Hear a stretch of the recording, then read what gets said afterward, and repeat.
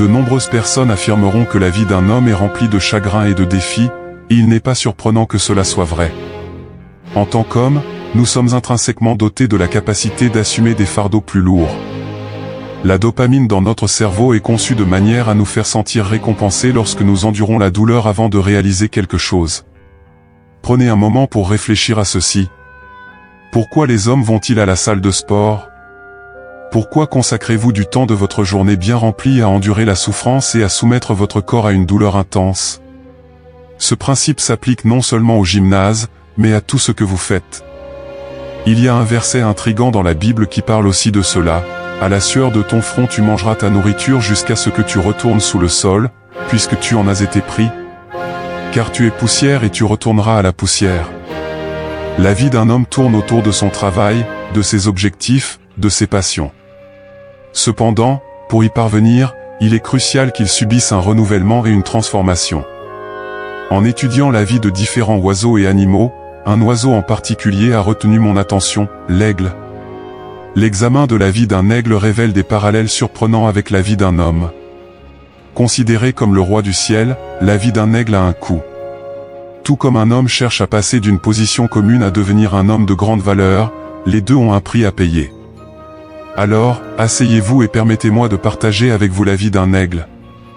Écoutez avec un esprit vif et clair. Parmi ces espèces, un aigle a la plus longue durée de vie. Il peut vivre jusqu'à 70 ans. Cependant, pour atteindre un tel âge, l'aigle doit prendre des décisions difficiles. Lorsque l'aigle atteint sa 40e année, ses serres longues et flexibles ne peuvent plus saisir la proie qui lui sert de nourriture.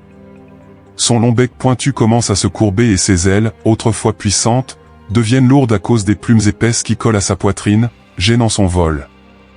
Maintenant, l'aigle ne fait face qu'à deux options. Le premier est de mourir et de disparaître à jamais. La deuxième option, qui s'accompagne d'une immense douleur, consiste à subir un processus très spécial. L'aigle doit voler jusqu'au sommet de la montagne et s'asseoir dans son nid. Là, il frappe du bec contre un rocher jusqu'à ce qu'il l'arrache. Oui, vous avez bien lu, l'aigle doit littéralement battre son propre bec jusqu'à ce qu'il l'arrache. Indépendamment de la douleur qu'il ressent, l'aigle persiste, frappant son bec encore et encore. Ce n'est que lorsque le bec est retiré qu'un nouveau commence à pousser. La deuxième phase du douloureux voyage commence. Maintenant que le bec a disparu, les serres excessivement longues de l'aigle doivent également être retirées. Tout comme avec le bec, l'aigle bat ses serres jusqu'à ce qu'elles se brisent. Malgré une douleur immense, l'aigle comprend que son voyage n'est pas encore terminé. Même lorsque son bec et ses serres commencent à repousser, il ne se repose pas. Il y a d'autres points faibles qui doivent encore être améliorés. L'aigle commence à plumer ses plumes épaisses et lourdes, les mêmes plumes qui aidaient autrefois son vol royal. Maintenant, ils sont devenus pénibles. L'aigle doit arracher chaque plume une par une. Imaginez que vous vous arrachiez les cheveux, puis multipliez cette douleur en les arrachant un par un. Peu importe l'effusion de sang ou l'agonie, l'aigle continue d'avancer. Il ne se repose et ne connaît des jours de gloire qu'une fois tout ce voyage terminé. À la fin de ce douloureux voyage, l'aigle entreprend enfin son célèbre vol de renaissance et vit encore 30 ans.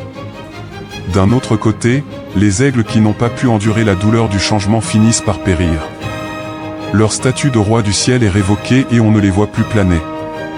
En tant qu'homme, vous êtes défini par vos objectifs, mais plus encore par le changement que vous êtes prêt à subir pour les atteindre. Tout comme l'aigle, vous avez deux options. Première option, abandonnez-vous à vos défis et mourrez. Deuxième option, endurez le processus douloureux du changement et renaître.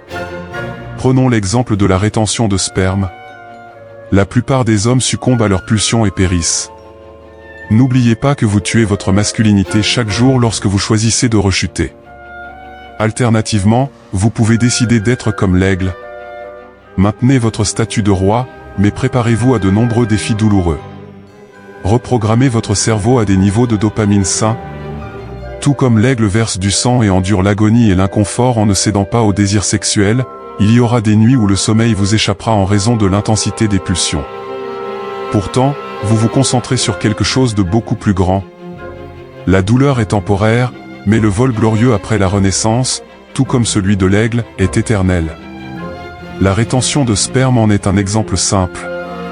En tant qu'homme, commencez à éliminer vos souvenirs désagréables et continuez à lutter contre vos habitudes négatives avec discipline et la grâce de Dieu jusqu'à ce qu'elles soient éliminées. Ajustez votre état d'esprit. Ce n'est qu'alors que vous vous libérerez vraiment des fardeaux du passé. De même que les ailes de l'aigle étaient devenues trop grandes et obstruaient son vol, il vous sera beaucoup plus facile d'embrasser le présent. Alors, frères, volons à nouveau. Rappelez-vous, un homme ne peut se recréer sans souffrir, car il est à la fois la matière première et le sculpteur. Au fait, n'oubliez pas de montrer votre soutien. Cliquez sur le bouton d'abonnement et aimez la vidéo afin que l'algorithme reconnaisse sa qualité et la recommande à plus de personnes. Rendez-vous dans la prochaine vidéo.